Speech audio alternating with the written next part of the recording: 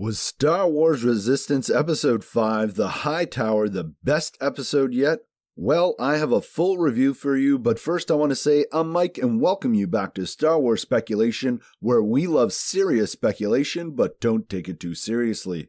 That said, let's get right to the review. And I was excited to find out more about Captain Doza in this episode, and we hear his first lines of dialogue almost right away as he asks the citizens of the Colossus to conserve power. I like how this simple request by Doza gives us this feeling of isolation and reminds us that we're in the Outer Rim, maybe even near the unknown regions. It's just a bit more of that subtle world building that we get in the show, and gives us yet another challenge that comes with living on the Colossus. But moving on, we learn that the bartender Auntzi thinks that Captain Doza is in with the First Order. He is the First Order spy. And even more interesting, we discover that Tam used to work with the ace pilot Hype Fazon. And the reason she seems to be bitter all the time is that Hype betrayed their friendship, leaving her behind when he became an ace pilot. We also find out from a quick discussion that Hype and Kaz have that Hype has won every race in the past 2 years, and that the Aces are not only there to help protect the Colossus from the pirates and the First Order,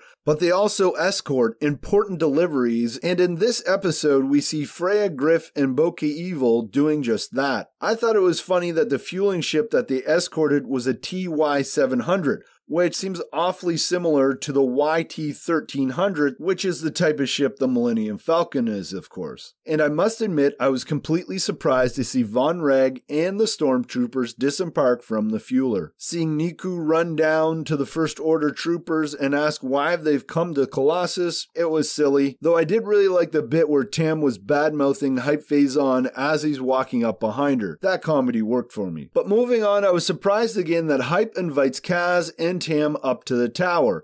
I thought for sure Kaz would be crawling through air vents to get into the high tower, similar to Ezra in Star Wars Rebels. But that said, Kaz actually does some quick thinking and is able to listen in on the conversation between Captain Doza and Major Von Reg. Of course, he still manages to be discovered by the First Order troopers as they are leaving the meeting, but I'm happy to see that he's actually seeing some success as a spy. And in the end, it seems that Kaz has developed another enemy in Captain Doza, or at least that's what we're meant to believe. And overall, I thought this was a good episode. Comedy, as per usual, was hit or miss, but I loved hearing more about Tam's past and her connection to Hype Fazon. If anything, I think Hype and Torra will become that connection between the Aces and Team Fireball, as I believe Torra and Kaz will develop a relationship, whether that's friendship or romantic, and I really think Hype is going to try and make up things to Tam. He just seems like a lonely guy at the top in the high tower. I also like that we got confirmation that the Colossus is basically a big gas station.